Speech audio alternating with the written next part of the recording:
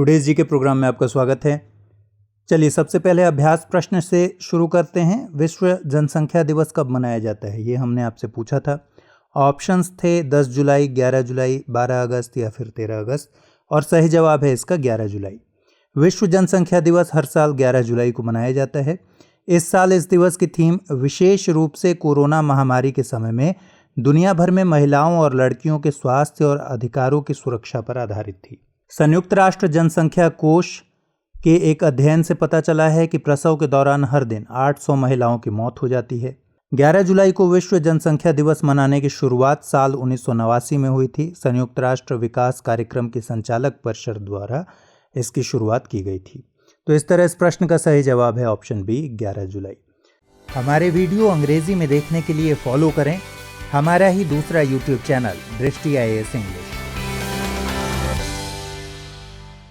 चलिए अब आज के सेशन का पहला सवाल लेते हैं।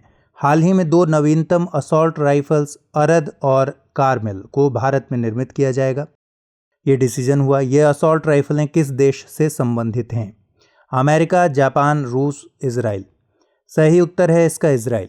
छोटे हथियारों के उद्योग को बढ़ावा देने के लिए 2 नवीनतम इजरायली असॉल्ट राइफल्स अरद और कार्मेल का निर्माण भारत में किया जाना है।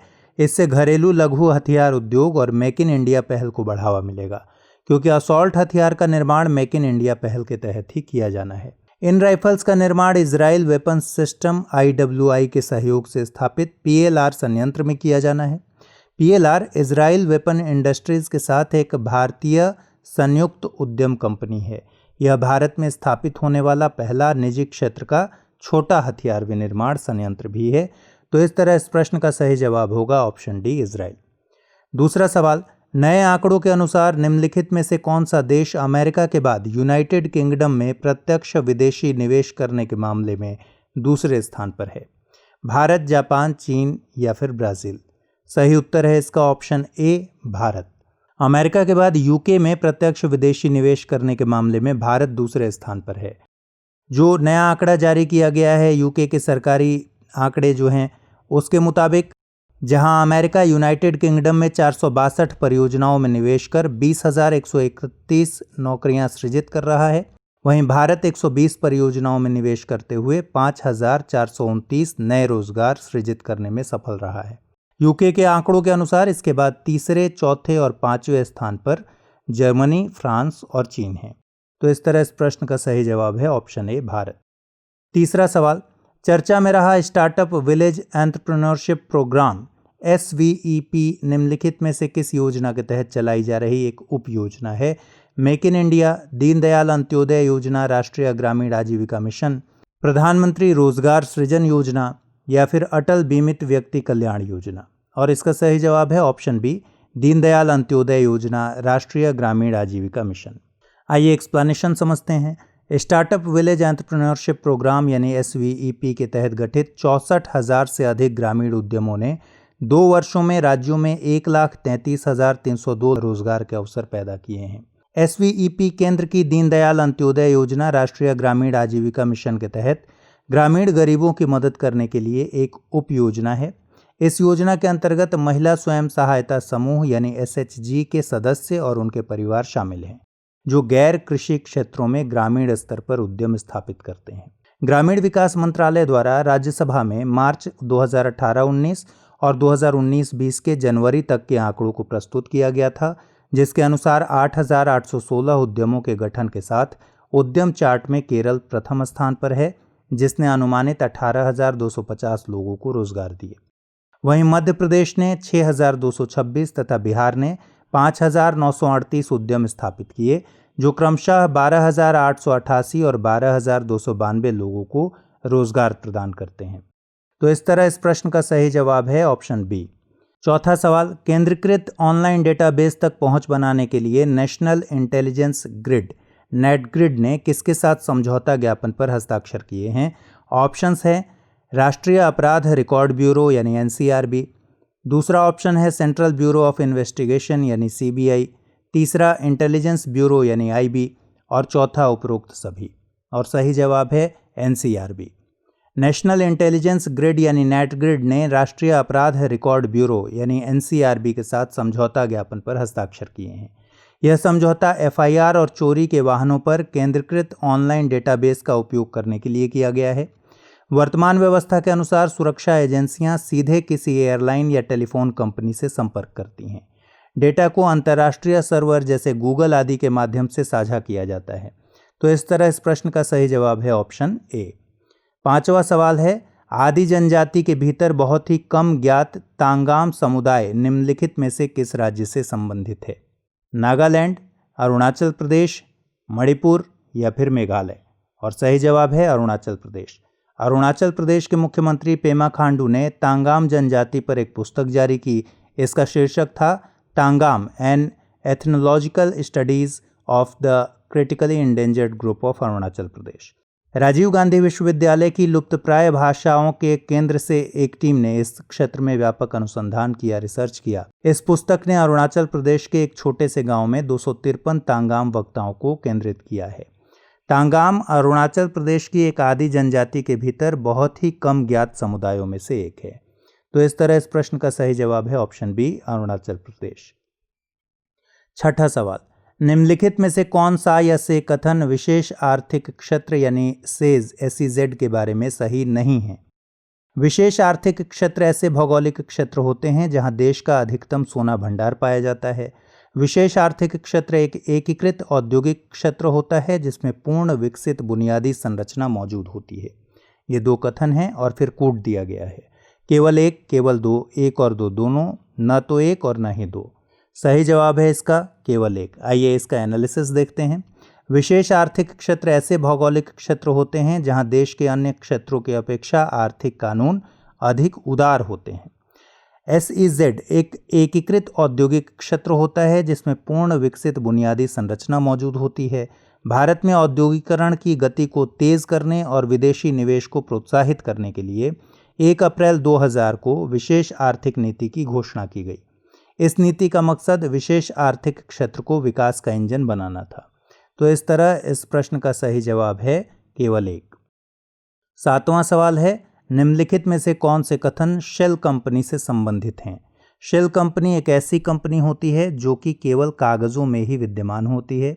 दूसरा कथन है, इन कंपनियों का प्रयोग काले धन को सफेद बनाने में किया जाता है। तीसरा कथन है, इन कंपनियों का न तो कोई स्थायी कार्यालय होता है और न ही स्थायी कर्मचारी। और कूट दिया गया है केवल 1 और 2, केवल 2 और 3, केवल 1 और 3 या फिर उपरोक्त सभी। सही जवाब है ये तीनों ही कथन सही हैं। शेल कंपनी एक ऐसी कंपनी होती है जो केवल कागजों में विद्यमान होती है, न तो इसके पास स्थायी कार्यालय होता है न ही स्थायी कर्मचारी होते हैं। ये कंपनियां जनरली रजिस्टर्ड होती हैं, इनका एक बैंक खाता होता है और इनमें निवेश भी किया जाता है, लेकिन इन कंपनियों में सामान्यतया उत्पादन कार्य नहीं चल रहा होता है। इनका प्रयोग काले धन को सफ़ेद धन बनाने में किया जाता है। तो इस तरह इस प्रश्न का सही जवाब है ऑप्शन डी। 8वां सवाल है, निम्नलिखित में से क्या कॉरपोरेट सामाजिक उत्तरदायित्व यानी CSR के बारे में सही है या फिर हैं? कथन क्या है? कॉरपोरेट सामाजिक उत्तरदायित्व से अभिप्राय किसी औद्योगिक इकाई का उसके सभी पक्षकारों जैसे संस्थापकों, निवेशकों, कर्मचारियों, ग्राहकों एवं पर्यावरण के प्रति नैतिक दायित्व से है। दूसरा कथन है, कॉरपोरेट सामाजिक उत्तरदायित्व का प्रावधान उन कंपनियों पर लागू होता है जिनका निवल मूल्य मतलब नेट जो मूल्य है उनका 500 करोड़ रुपए से अधिक हो। कूट है केवल 1, केवल 2, 1 और 2 दोनों, न तो 1 और न ही 2। यहाँ दोनों कथन सही हैं। ऑप्शन सी इसका करेक्ट आंसर है। कॉरपोरेट सामाजिक उत्तरदायित्व यानी CSR से मतलब है किसी औद्योगिक इकाई का उसके सभी पक्षकारों जैसे संस्थापक, निवेशक, ऋणदाता, प्रबंधकों, कर्मचारियों, आपूर्तिकर्ताओं को वहाँ के स्थानीय समाज और पर्यावरण के प्रति नैतिक दायित्व से इसका अभिप्राय है। भारत में कॉरपोरेट सामाजिक उत्तरदायित्व की अवधारणा को कंपनी एक्ट 2013 की धारा 135 के अधीन कंट्रोल किया जाता है, रेगुलेट किया जाता है।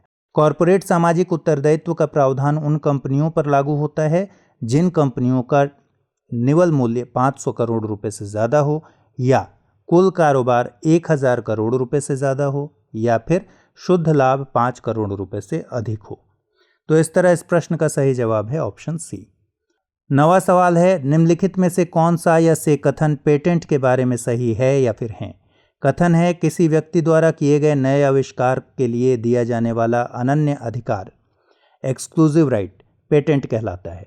यह अधिकार किसी नए उत्पाद के निर्माण या किसी उत्पाद के निर्माण में प्रयोग की जाने वाली प्रक्रिया या तकनीक के संदर्भ में प्रदान किया जाता है।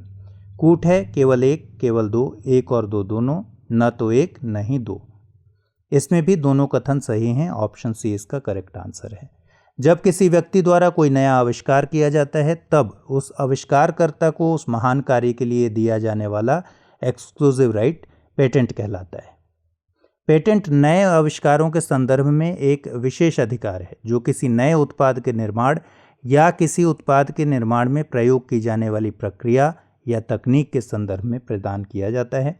किसी नए आविष्कार, वस्तु या उत्पादन की प्रक्रिया को एक बार पेटेंट अधिकार मिलने पर इसकी अवधि पेटेंट दर्ज करने की तिथि से 20 साल तक के लिए होती है। भारत में आज़ादी के बाद 1970 में पेटेंट एक्ट बना और इसे 1972 में लागू किया गया। तो इस तरह इस प्रश्न का सही जवाब है ऑप्शन सी। 10वां सवाल है, निम्नलिखित में से कौन सा या से कथन कॉपीराइट के बारे में सही है या है। पहला कथन है, कॉपीराइट अधिकार के अंतर्गत किताब, चित्रकला, मूर्तिकला, सिनेमा, संगीत, कंप्यूटर प्रोग्राम, मानचित्र और तकनीक चित्रांकन को सम्मिलित किया जाता है। दूसरा है, कॉपीराइट के आर्थिक अधिकार के तहत व्यक्ति को दूसरे व्यक्ति द्वारा उसकी कृति का उपयोग करने के बदले वित्तीय पारितोषिक नहीं दिया जाता। कूट है केवल एक, केवल दो, एक और दो दोनों, न तो एक और न ही दो। सही जवाब है इसका ऑप्शन ए, केवल एक। कॉपीराइट अधिकार के तहत किताबें, चित्रकला, मूर्तिकला, सिनेमा, संगीत, कंप्यूटर प्रोग्राम, डेटाबेस, विज्ञापन, मानचित्र और तकनीक चित्रांकन को सम्मिलित किया जाता है। कॉपीराइट कानून लेखकों, कलाकारों और अन्य निर्माताओं को उनके साहित्यिक और कलात्मक कार्यों और कृतियों के संदर्भ में सुरक्षा देता है। कॉपीराइट के तहत मुख्यतः दो प्रकार के अधिकार दिए जाते हैं। आर्थिक अधिकार, इसके तहत व्यक्ति को दूसरे व्यक्ति द्वारा उसकी कृति का उपयोग करने के बदले वित्तीय पारितोषिक दिया जाता है। और नैतिक अधिकार, इसके तहत लेखक या रचनाकार के गैर आर्थिक हितों का संरक्षण किया जाता है। तो इस तरह इस प्रश्न का सही जवाब है ऑप्शन ए, केवल एक। अब आइए अभ्यास प्रश्न देखते हैं। हाल ही में किस राज्य ने रोको टोको कैंपेन की शुरुआत की है। उत्तर प्रदेश, मध्य प्रदेश, पंजाब या फिर हरियाणा। तो इस अभ्यास प्रश्न का जवाब कमेंट में दीजिए और इस अभ्यास प्रश्न के जवाब के साथ और बाकी अन्य सवालों के साथ हम फिर अगले एपिसोड में हाजिर होंगे। तब तक के लिए गुड बाय।